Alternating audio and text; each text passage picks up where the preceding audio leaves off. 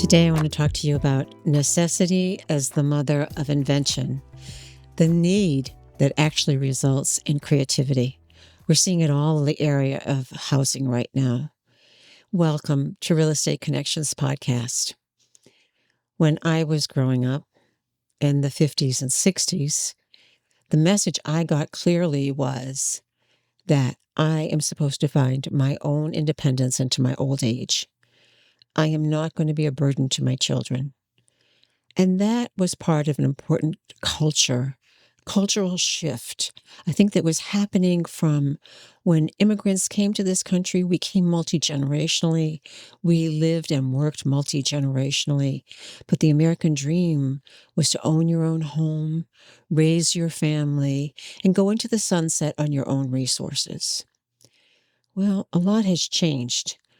So much has changed that we are seeing 22% of homes bought by people 65 and over are for multi-generational living. Another amazing fact is a third of all adults under the age of 35 are living with their parents. And in a smaller age group, 18 to 25, 57% of those people are living with their parents. You know, when I was raised, the message was, go out there, find your job, buy a home, get started. Average age of first-time home buyer these days is 42 years old. So something has happened over these decades. Couple of things. One, although we've made great strides since the middle of the 20th century in providing health care coverage, particularly for older people, what we don't have is a national policy, health policy for older people, particularly as they begin to decline, lose mobility, or mental functionings. We don't have a national long-term care policy where most countries do. So while we've made progress, this is a big hole. And when decline happens, no matter how much we have said, we're not going to be a burden to you, someone has to pick up the burden. The other thing that's happening is our economy has shifted so much, particularly around the lack of inventory of housing, that young people in our ages, in our 20s, went out and bought their first home, now in their 40s. And that's because the cost of entry is prohibitive. Okay, so let's go back and take a look at that number. 22% of people 65 and over are buying multi-generational housing. We are seeing a shift. It's an important shift. We're seeing it because, one, our children cannot afford to buy a home on the whole. We actually weren't able to save all that money into our old age to provide $250,000 of skilled nursing facility for the few percentage of us that would need that. We can't even plan for that because we didn't plan sufficiently for our retirement. Many of us, most of us, right? So here we are with necessity.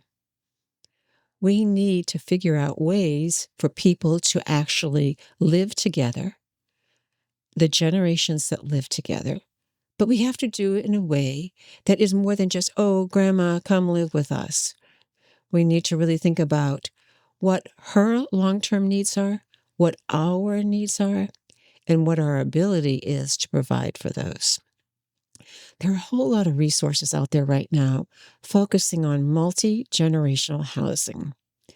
Just the opposite of what we had thought we were going to be doing, right? And those resources abound. And what was experiments is now becoming a norm. And we're seeing this particularly in the area of how do we finance some of these projects. Okay, so what are the projects? I've had episode on accessory dwelling units. I'm going to have some more of those. The states are now providing for the right of property owners to put an accessory dwelling unit on their property or in their existing property, their existing building. Now, Many restrictions were in place because we don't want 10 generations of people living in the same house with 20 cars. So many jurisdictions put very serious limits on, for example, how much asphalt you could have on your property. That meant how few cars or how many cars could be on your property. Whether or not you could have an apartment with a stove in it, and it could be for a relative, and that's how we began, a mother-in-law apartment, right? Do you remember that? A mother-in-law apartment.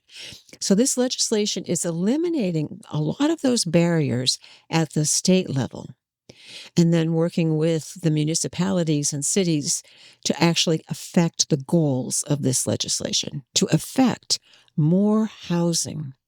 More housing for a bunch of things. One, it relieves the shortage, can provide a source of income to, let's say, an older couple who have a nice split level house. The stairs are onerous. I think if I can build a small 900 square foot house or unit on my property, I can rent the big house. It is the big house with the stairs. I can invite my children to come live in here. I can navigate with the rest of the children what that means financially for them as part of whatever estate planning is going on. There are many opportunities. This may start out really small, inviting our elderly daughter, not our elderly daughter, inviting our daughter to live with us as we are elderly. She's not elderly. Because of financial circumstances, because she lives in a gig economy, because she didn't get a job in a corporation that she expected to stay 40 years with. So our economy has changed, and that is driving how we are making housing choices. So there are a whole lot of resources out there that I commend to you. And necessity became the mother of invention for people in their careers, which I will also touch on. But no matter what your arrangements are going to be, it's always recommended that you have an agreement in writing. And the agreement may be that, mom's Social Security will contribute toward X, Y, and Z. Or there'll be non-financial contributions of mom or dad, possibly keeping an eye on the grandkids for 2 or 3 days, cooking meals, whatever is possible. And so these agreements, all resources recommend they be in writing, they be reviewable, they take into account financial and non-financial contributions. That also there's a way determined up front for where there's disagreement, because we're human and there will be disagreement. So I commend to you a number of wonderful resources. As always, AARP is a tremendous resource of content, not only for public policy that leads to legislation, but to all the programmatic ideas that were creative at one time and now are becoming norm. They are an awesome resource, and you do not have to be a member. There's a wonderful organization called National Aging in Place Coalition. And I understand they're about to come out with a book on how you finance these actually within the existing structure of how you finance construction, or how you finance putting an addition or renovation into your property. So all within that normal, what we're used to financing mechanisms. There's a group called Generations United. Your state, through your housing office, your Office of Elderly Affairs, your state office on aging is what they typically call it. It could be within your legislature as they're taking a look at some of these changes that can happen at the state level. So I commend to you all those resources. And then it's been my experience, I'm running into professionals who had one level of career, but because of the necessity of multi-generational housing, their careers have evolved. One of them was my last guest, Natalie Kime, a wealth management expert. Took a look at a lot of insurance ways of solution, investment ways to solve just normal cost of living, planning for your goals, life. Well, when she moved her parents from one state to her state, and they moved into her home, and her mother's decline accelerated, her whole world of wealth management expertise changed. And you'll see her podcast, Chat with Nat. And it became a caregiving podcast, and it is very touching. So I commend to you keeping an eye out for all of the podcasts by Natalie Kime, Chat with Nat.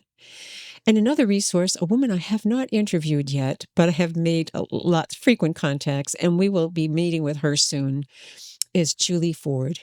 And Julie Ford has a resource group, including a podcast called Home After 50.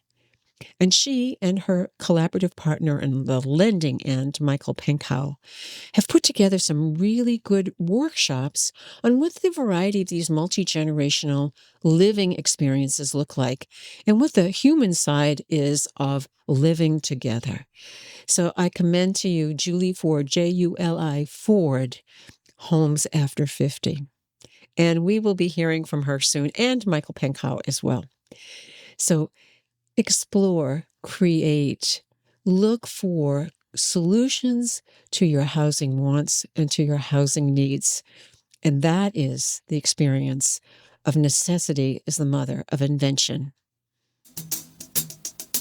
Thank you so much for joining us today, and I hope you found this conversation useful to you and your real estate goals. You'll find the contact information for our guests and any links they recommend you have in the show notes. And should we be able to help you identify some strong real estate professionals in your area, drop us a note at info@realestateconnectionspodcast.com. Thanks again, and bye for now.